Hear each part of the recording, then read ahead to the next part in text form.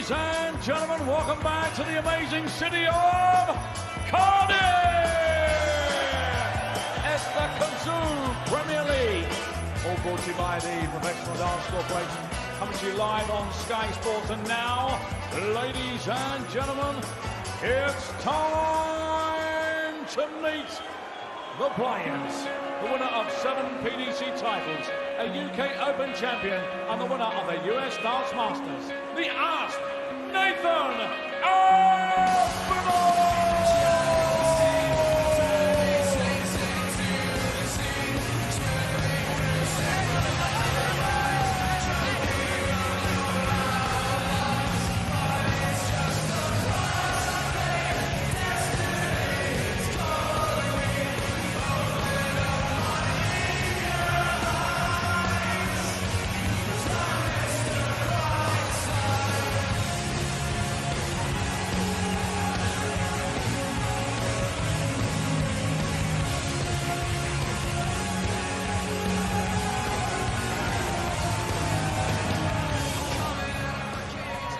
Ladies and gentlemen, the winner of the World Match Play, a Masters and a UK Open champion.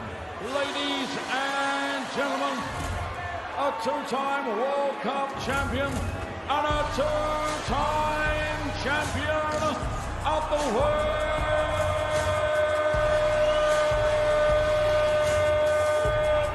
Let's get this party started. Snakebite Peter!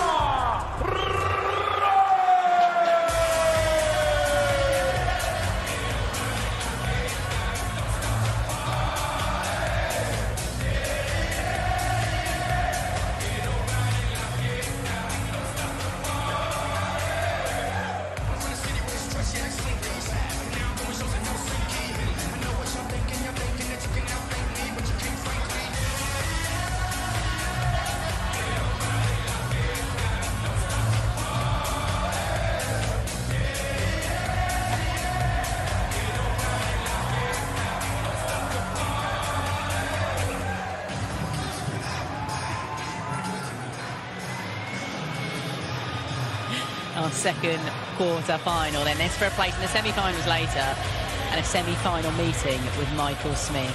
Well, it was a winning return to Premier League action for Nathan Aspinall last week, back in the lineup after a year away and put in a 6-4 win over Gerwin Price. Was a little scrappy towards the end, but Aspinall with 2 points heading in to night 2. No points though. The 2-time world champ was Chris Dobey's first victim last week. Snakebite with a 6-3 defeat to the Masters winner. That is despite a near 104 average. Dobey just more clinical, really. So how will Wright get on here then? Doesn't have an amazing record, does he, in the Premier League? We've talked about it a few times. In 9 previous appearances, only twice has he made it to the playoffs. So can he turn things around here, get some points on the board? It is Nathan Aspinall against Peter Wright. To guide you through it, here's John Park and Rod Studd. Thanks, Emma. Good evening, everyone. Yes, it was all right on the night in Cardiff in the 2022 Premier League when Snakebite won in week 1. And in week 1 last week in Belfast, by a quirk of statistical fate, he topped the nightly averages, averaging almost 104, as Emma just mentioned, but lost the one and only match he played against Chris Dobey. Dobey also did for Nathan Aspinall in the semi-final. And we know that in this semi-final tonight, the winner of this game will play Michael Smith, who did for the hometown hero Johnny Clayton in the first match of the evening. Now then, Professor Park, what is your diagnosis for this game? Well, before last week's play started, and I think even with the average you quoted there last week of Peter, 104, I was feeling like Peter and all the other things that have gone on in the World Series events and the Masters, that he may be the best all-round player of 2023. And I think it's going to be a very difficult match for Nathan Aspinall because of that. Yeah, but he likes it difficult. He does like it difficult. He's granite, isn't he, Nathan Aspinall? He's one of the hardest players in the PDC Tour to actually put away and defeat. Peter Wright won the Nordic Masters on the World Series, as John alluded to, and got to the semi-finals of the Masters in Milton Keynes before this Premier League commenced. And he played very well statistically against Chris Dobey, but his doubling wasn't as good as Dobey's, and that was pretty much the story of that tie in Belfast, as Aspinall looks to go off to a flyer here with a maximum in his second visit to the board.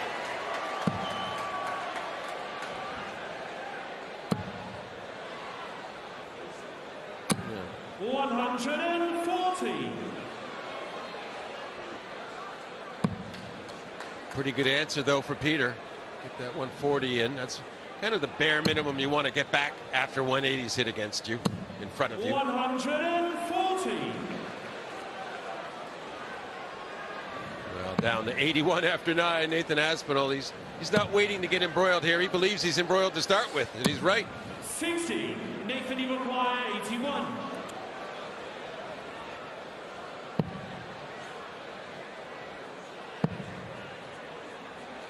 And he will be back. 49. 432, no matter what Peter Wright does. The other ingredient to put into the recipe, John, is Nathan Aspinall's superb head-to-head record against Peter Wright. In televised matches, he's won 5 of their 7 meetings and also has a Premier League head-to-head advantage over Snakebite. Needs a double 8, and he takes the lead here, an advantage here in Cardiff. That's a really good leg there. He only kind of slowed down the pace a bit because Peter wasn't anywhere in the frame. He still opens with a 14-dart salvo there, Nathan Aspinall. With the point scoring system as follows: 5 for winning the night, 3 for a runner-up, 2 for a losing semi-finalist. We know that Johnny Clayton will leave Cardiff with nil points. And I know it's early on in the piece, John, on night 2 of 16 weekly rounds, but going away from Cardiff with nothing in the points column is giving yourself an uphill task, isn't it? It would feel that way. I don't think the reality's that harsh, but yeah, you just want to start winning some matches. And I think after tonight, they get a Pro Tour weekend, they can grind out some stuff, and it'll feel a little different next week. And when they return, and what happens though is the last time they played was last week in Belfast, so it's hard to mix it up or to feel different or fresher. Yes, Nathan Aspinall's second maximum. What a start this is for the Asp. Can Peter Wright counter with something similar? No. 100. Nathan Iwuakwa, 140. Well, could he rattle in a ton plus outshot here off the back of the maxi? Not now, but nevertheless. Yeah, Snakey's going to need something special here. On 133 left to hold his throw. 71. Peter Iwuakwa, 133.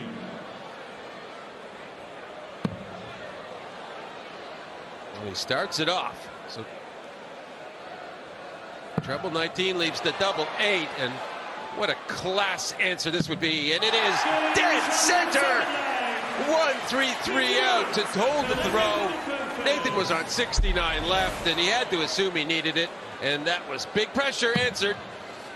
That was class, wasn't it, from Peter Snakebite Wright, the 2-time former world champion. One of those finals he defeated Michael Smith, and that will be the semi-final tonight if Wright can get the jump on Aspinall. Yeah, you saw the look on Nathan's eyes there. He was ruining that second dart at the treble 20 that would have afforded him an opportunity at double himself to prevent that. Yes. 140.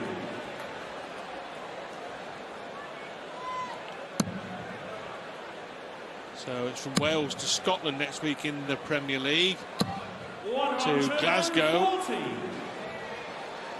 Peter Wright having home advantage, if there is such a thing in darts, north of the border. 100. Tonight there was no home advantage for Johnny Clayton. I wonder if Gerwin Price, with the backing of this huge crowd in Cardiff, can get the job done in the next match against the night 1 hero Chris Dobie. And then still to come in the quarterfinals, Michael van Gerwen against Dimitri van den Berg. Well, I'll say something. I was up at the top of the show with Wayne and Emma, and it was as loud as it's ever been anywhere in this venue, and they're getting support, these Welsh players.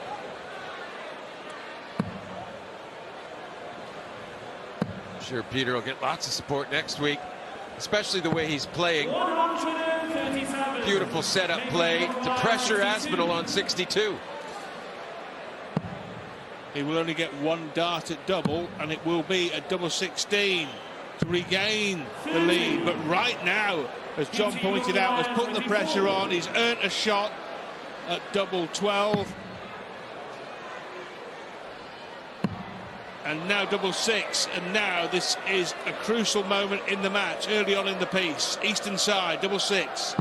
And Wright misses 3 and a double to hand the initiative back to his opponent.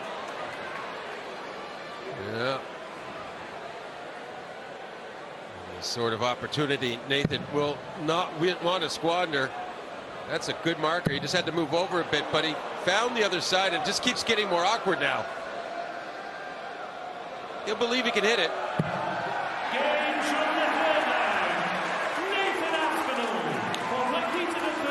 Well, Peter Wright there gave himself a chance, but John, as we all know, it's one thing to create an opportunity and craft an opportunity, it's quite another to take it, and that's the big difference in these short matches raced to 6 legs. Well, yeah, as you said, on those double opportunities, he started out in the west, and unfortunately the sun set for him in the east on his opportunity. 125. Well, I got my sunsets and yeah, I'm not sure it's possible for the sun to set in the east, John, but I take your point. I understand what you're driving at. But that was what was so weird about it. Yes. 85.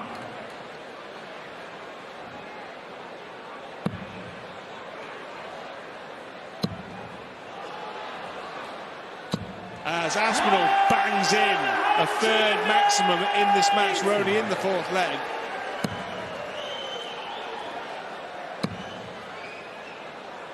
Yeah, real quality match. And, we talk sometimes about, Peter must be shaking his head. He's playing pretty well here, and he's down 2-1. He did miss that big opportunity, 3 yards clear, but I think what happens is there's 2 ways players really get up to play you, and then one of the ways is you're not playing well at all and they know it, so they're really happy to play you. The other occasion is the exact opposite. Someone who's really playing well, everyone is extremely wary of, and if they can get their game going, they generally play very well themselves. Double 12 via 2 treble 19s and just rattles the wire of the target. Peter Wright looking at another 3-figure outshot here. He held throw in the 2nd leg with a 1-3-3. Can he hold with a 1-1-2? No, he can't. And now he's in trouble. And now we're back at that double 6, east or west or whatever it is. I'm not sure if that's the sun rising for Nathan Aspinall or setting for Peter Wright, John. Either way, which way, it's 3-1 to Nathan Aspinall. And Wright now is in trouble because with Aspinall throwing first in the odd-numbered legs, the 1st, 3rd, 5th, and so on and so forth, he needed a break at the start of the match. Now he needs 2. Yes, and the one way he's not kind of in trouble is he knows he's throwing fairly well. Yeah, he's at the odd miss here and there, but for the most part he's looked pretty effective scoring and setting up shots, creating opportunities. His only problem really is that Nathan's maybe been doing that a little better. In golfing terms, Peter Wright's driving the ball very well but missing putts. You can't keep missing. If you keep missing at this level, you'll get buried. Yeah, he had to chip in to win the leg he won. 1-3-3 out. 60.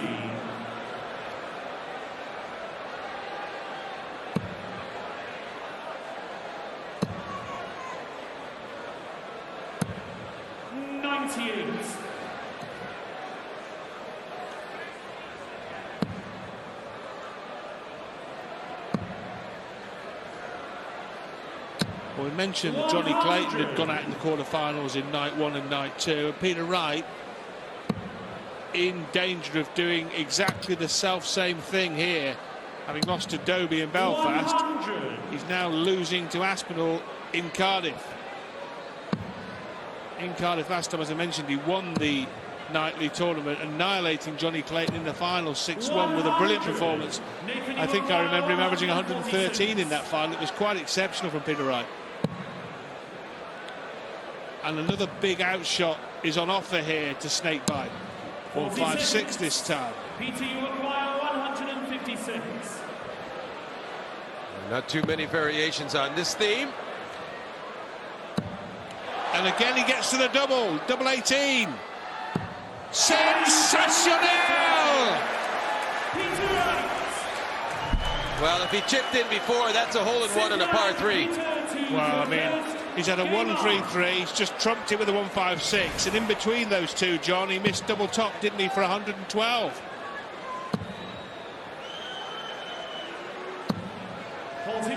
He missed 3 darts at double 12 and double 6 in leg 3 as well, so you can't say he hasn't had his chances, Peter Snakebite Wright. Aspinall certainly hits that lipstick to some tune. That is his 4th 180 of the match, and his average goes over 100 as a consequence. And really, I love the intensity on Nathan. He is extremely fired up, and he has a lot of respect for Peter.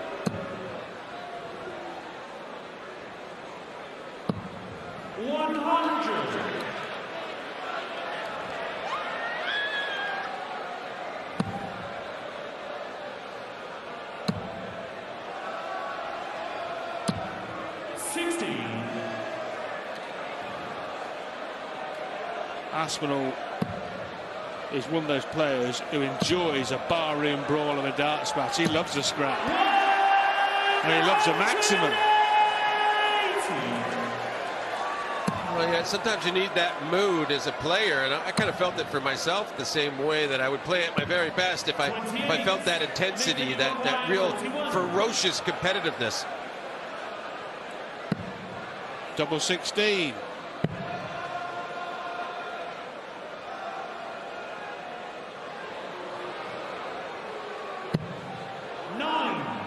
Well, even Peter Wright, given the finishing we've seen from him tonight, is not going to take out 2-3-2.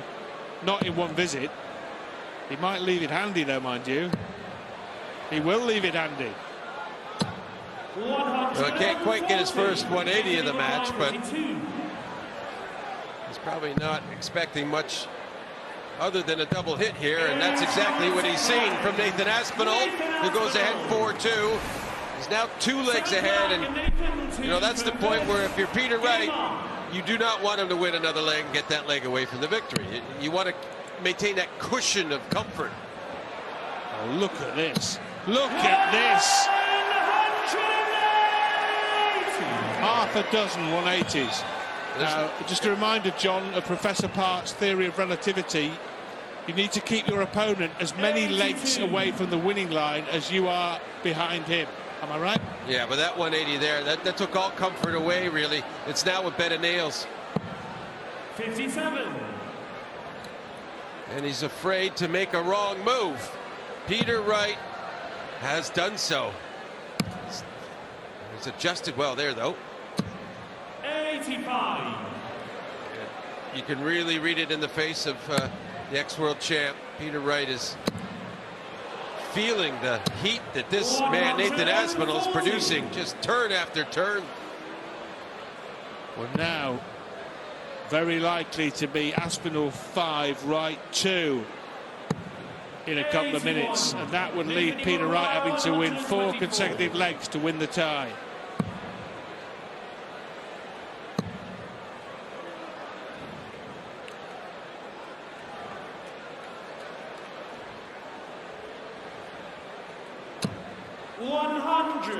Leaves double 12 via that treble 20.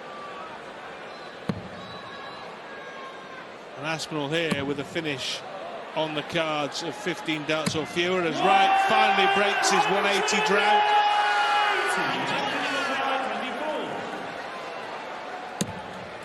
It's a double 6. And straight into that for that to move 1 leg away.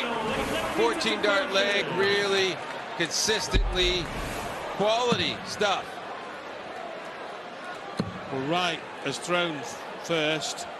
This is the 4th time he's thrown first in the match, and he's already had his throw broken on 2 occasions by Nathan Aspinall.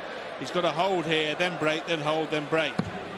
And no matter how quickly I say it, it won't get any easier. Well, one indication you're in trouble to a player is you know, you've won 2 legs and your lowest finish is 1-3-3. That's some kind of indication that you're not in a good spot in the match. No. He's been in a hole a lot. He's dug himself out of it a couple of times, but very difficult to keep winning legs with those kind of finishes, John, as you alluded to. Aspinall very definitely in charge of the scoring phase of this match, via 6 maximums in the main, but also 4 140 visits and 11 ton-plus visits as well for the Asp. Wright firing back, as he has to do now. 125. And this could be the move, but not in the treble. He's right around it, gets the 3rd dart in, but it's not enough to trouble Peter Wright here. He'll have 6 darts at 216, and his level of play has said to me at least, he could do that. Certainly can now. Trying to leave double 18. Couldn't get it through the tungsten brick wall. Yeah, but unfortunately, instead of just a single 20, it was a single 5, and that really took away from the opportunity he's going to get. 140. PT require 91. Top of the shop. That's wild. It has to go. It does. Keeps the match alive. Aspinall sitting on 61. And after that first dart at tops, which was a visual distraction to no end, how he did that, I don't know. Here we go again. This time it's a 177. But that's Peter's newest blowout is now 91 under pressure with last dart in hand. Well, I said he had to win 4 legs on the trot from 5-2 behind. You can only win one of them at a time, though, John, and he's put the first brick in the wall. There's a 9-darter on here. Oh my! Well, it would have been on if that dart had clung on to the treble 20 bed. He's unlucky, and he knows it. Well, in these situations, I always still kind of cheer for the 10-dart leg with that bounce out. Just a, you know, a kind of faux perfect game. Yeah, ghost 9-darter. He's still on for that. I remember Adrian Lewis had one at the Grand Slam, one with a ghost 9-darter, 10-darter with a bounce out, and it's on here, John, as you alluded to. He's gone 177, 140 with a bounce out of the treble 20, 180 to leave 24 after 9, and that 24 is for the match. He had an epic world semi-final against Michael Smith in 2019. He's trying to reach a semi-final against Michael Smith in the Premier League, and he has done so. Nathan Aspinall wraps up a really authoritative victory over Peter Snakebite Wright by 6 legs to 3. Coming up next, we've got Welsh home